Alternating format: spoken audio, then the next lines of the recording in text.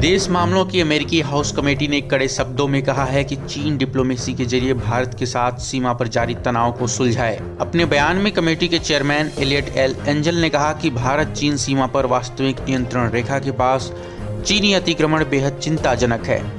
अंतर्राष्ट्रीय कानूनों के जरिए विवाद का निपटारा करने के बजाय चीन एक बार फिर अपने पड़ोसियों को धमकाने में लगा है। अमेरिकी विदेश विभाग के बयान से पहले सोमवार को चीन ने कहा था कि भारत के साथ डिप्लोमेटिक और मिलिट्री लेवल पर बातचीत चल रही है। दोनों देशों को विश्वास है कि सीमा विवाद को बातचीत के जरिए सुलझा लिया जाएगा।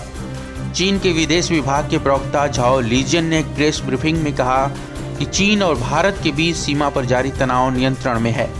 डिप्लोमेटिक और मिलिट्री कम्युनिकेशन के जरिए दोनों देश सीमा विवाद को सुलझाने में लगे हैं। लद्दाख में वास्तविक नियंत्रण रेखा पर पिछले कुछ हफ्तों में भारत और चीन के बीच तनाव बढ़ता गया है। लद्दाख के साथ सिक्किम में भी दोनों देशों के सैनिकों के बीच झड़प की खबरें आई थीं। पूर्वी लद्दाख में 200 से ज़्यादा चीनी और भारतीय सैनिकों के बीच झड़प हो गई थी, जिसमें दोनों देशों के 100 से ज़्यादा सैनिक घायल हो गए थे। चीन के साथ सीमा विवाद पर भारत ने कहा है कि हमारे सैनिक वास्तविक नियंत्रण रेखा का पूरी तरह पालन कर रहे हैं, जबकि चीनी सैनिकों ने वास्तविक नियंत्रण रेखा का उल्लंघन किया है। अमेरिकी विदेश विभाग के बयान से पहले अमेरिका के राष्ट्रपति डोनाल्ड ट्रंप ने दोनों देशों के बीच बातचीत के लिए मध्यस्थता का प्रस्ताव रखा था। ट्रंप के प्रस्ताव पर भारत ने कहा था कि सीमा विवाद पर चीन के साथ बातचीत जारी है। भारत में अब तूफान निसर्ग दस्तक दे रहा है। भारतीय मौसम विभाग के अनुसार निसर्ग तूफान बुधवार को महाराष्ट्र तट से गुजरेगा। उत्तर महाराष्ट्र, दक्षिण गुजरात तटों के लिए चेतावनी भी जारी कर दी गई है।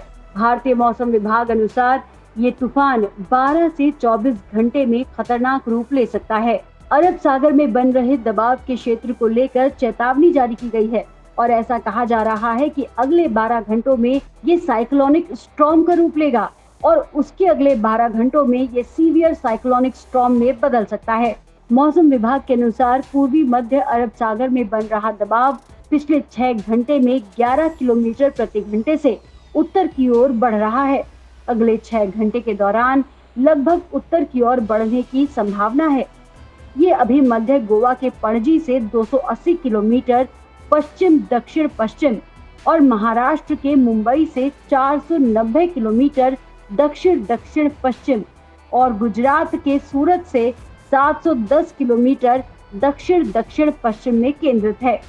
आपको बता दें कि निसर्ग तूफान से मुंबई समेत महाराष्ट्र के तटवर्ती जिले सिंधुदुर्ग, रत्नागिरी, ठाणे, रायगढ़ और पालघर सबसे ज्यादा प्रभावित हो सकते हैं। भारी बारिश के कारण इलाकों में पानी भर सकता है। तेज हवा के कारण पेड़, टेलीफोन लाइन, बिजली के खंभों को नुकसान होने की आशंका है। मौसम विभाग ने मछुआरों को अगले 48 घंटों तक दक्षिण पूर्व अरब सागर, लक्षद्वीप क्षेत्र और केरल तट की ओर न जाने की सलाह दी है। आपको बता दें कि अरब सागर में पैदा हुए इस साइक्लोन को देखते हुए गुजरात के मुख्यमंत्री विजय रूपानी ने गांधीनगर में उच्च स्तरीय बैठक की और तैयारियों की समीक्षा की। रूपानी ने हालात से निपटने के लिए उत्तरी गुजरात के 5 जिलों और भावनगर व अमरेली जिले में एनडीआरएफ की टीमें तैनात कर दी हैं। गौरतलब है कि मुख्यमंत्री रूपानी ने तटवर्ती इलाकों के लोगों से 3 और 4 जून को घरों में रहने का अनुरोध किया है। मछुआरों को वापस बुला लिया गया है। नमक बनाने वाले क्षेत्रों से भी मजदूरों को सुरक्षित स्थानों पर पहुंचा दिया गया है। हालात पर नजर रखने के लिए गांधीनगर में एक नियंत्रण कक्ष भी बना दिया गया है। इस तरह से भारत साइक्लोन इम्फान के बाद अब साइक्लोन निसर्ग से। असम में भारी बारिश के बाद मंगलवार को 3 जगहों पर लैंडस्लाइड हुआ, जिसमें करीब 20 लोगों के जान जाने की खबर है। बताया जा रहा है कि कछार जिले में 7, हेलाकांडी जिले में 7 और करीमगंज जिले में 6 लोगों की लैंडस्लाइड में जान गई है, जबकि कई अन्य लोग घायल हैं। बचाव दल रेस्क्यू ऑपरेशन में जुटा है। तो वहीं दूसरी ओर असम के मुख्यमंत्री सर्बानंद सोनोवाल ने लैंडस्लाइड की घटनाओं पर शोक जाहिर किया है। उन्होंने जिला प्रशासन और एसडीआरएफ को रेस्क्यू बढ़ाने के भी निर्देश दिए।